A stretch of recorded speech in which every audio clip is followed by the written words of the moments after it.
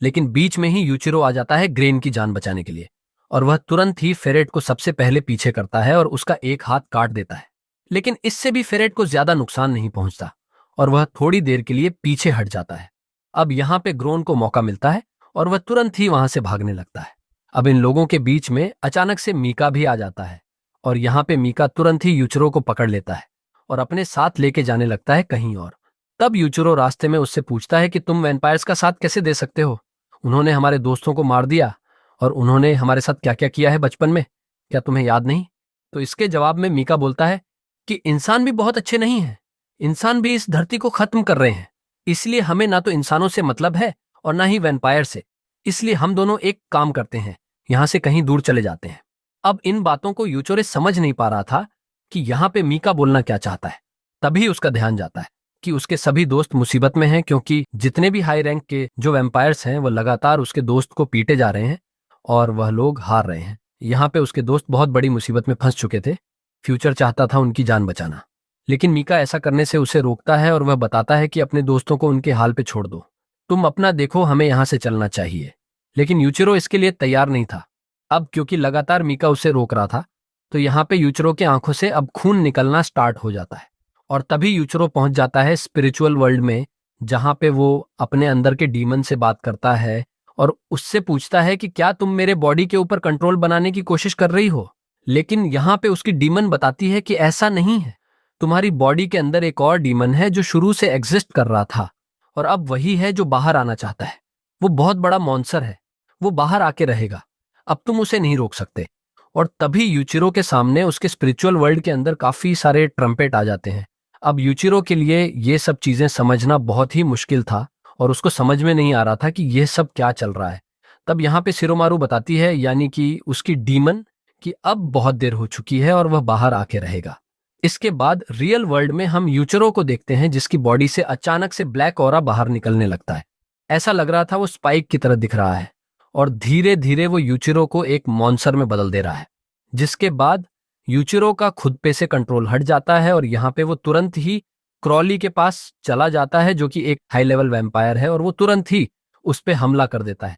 यहाँ पे क्रॉली अपने आप को डिफेंड करने की कोशिश करता है, लेकिन यहाँ पे यूचिरो की पावर के सामने वो डिफेंड नहीं कर पाता। इसके बाद देखा में जब शिवा को होश आता है तो वो देखती है कि उसके सामने एक बहुत बड़ा गड्ढा है। अब ये गड्ढा होता इसलिए है क्योंकि यहाँ पे जब यूचिरो लड़ रहा था उस वैम्पायर से, तो उसकी पावर की वजह से एक गड्ढा हो गया था। अब यहाँ पे स्नोवा के सामने यूचिरो तुरंत ही आ जाता है और उस पे हमला करने वाला था, लेकिन बीच में ही मीका आ जाता है और यहाँ पे मीका स्नोवा से बोलता है कि तुम यहाँ से भाग जाओ, क्योंकि यहाँ पे यूचिरो अभी अपने कंट्रोल में नहीं है, तो वो तुम्हें मार सकता है। लेकिन यहाँ पे इस हमले की वजह से मीका को कुछ नहीं होता, मीका अभी भी जिंदा होता है। वहीं गड्ढे के अंदर हम देखते हैं कि यहाँ पे ग्रेन को गले से उठा रखा था फेरड ने। तब ग्रेन लगातार यूचिरो से बोल रहा था कि तुम्हें नॉर्मल होना होगा। अब यहाँ पे सुनोवा जाती है, गले लगा लेती है यूचिरो को और बाद में उसको सारी बातें याद दिलाती हैं ताकि वो नॉर्मल हो जाए। यहाँ पे मीका भी कोशिश करता है यूचिरो को नॉर्मल करने की और फाइनली वो नॉर्मल हो भी जाता है। तभी हम देखते हैं कि अचानक से कुछ स्नाइपर्स हमला कर देते हैं फेरेट के ऊपर बहुत दूर से।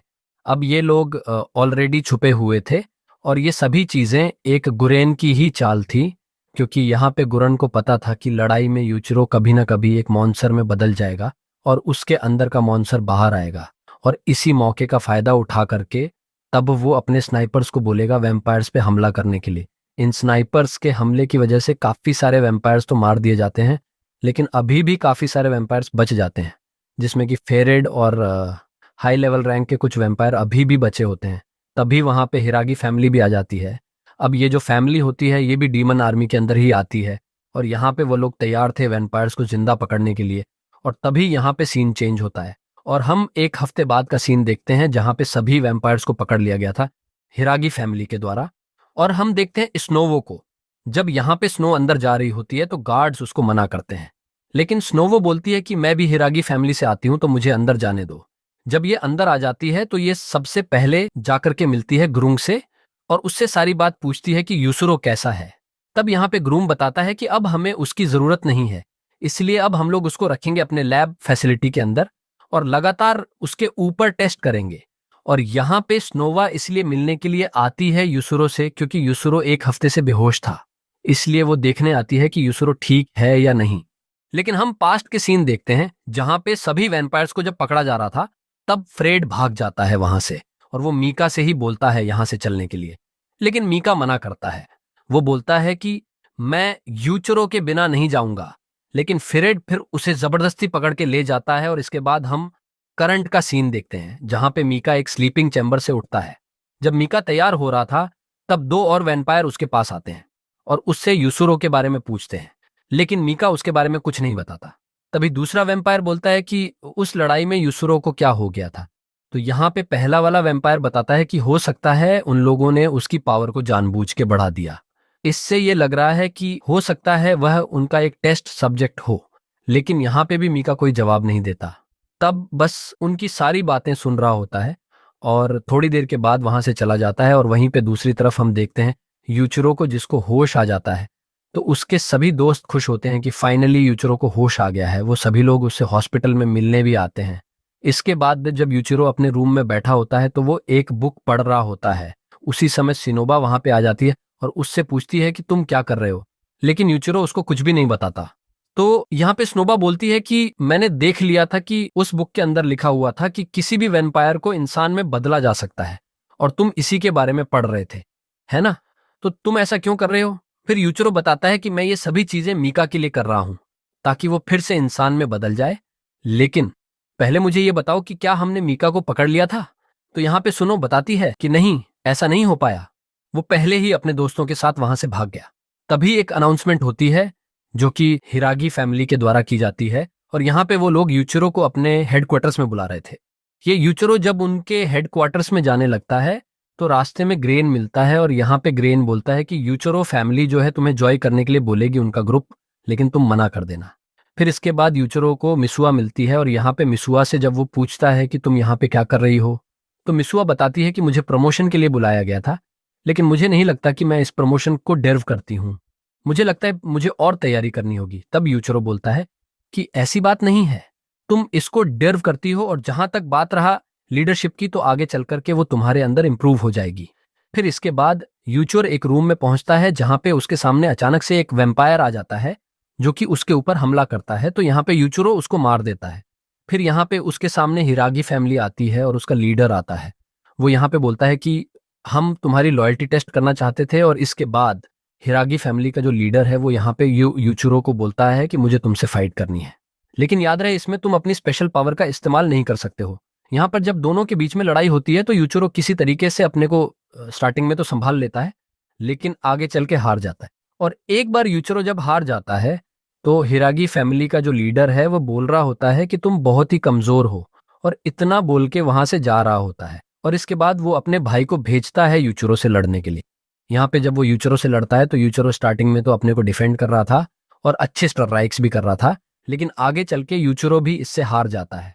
और हारने के बाद ये व्यक्ति यूचुरो को बोलता है कि तुम बहुत ही कमजोर हो और मुझे तो समझ में नहीं आ रहा कि ग्रैंड ने अब तक तुम्हें वो स्पेशल वेपन यूज करना क्यों नहीं सिखाया।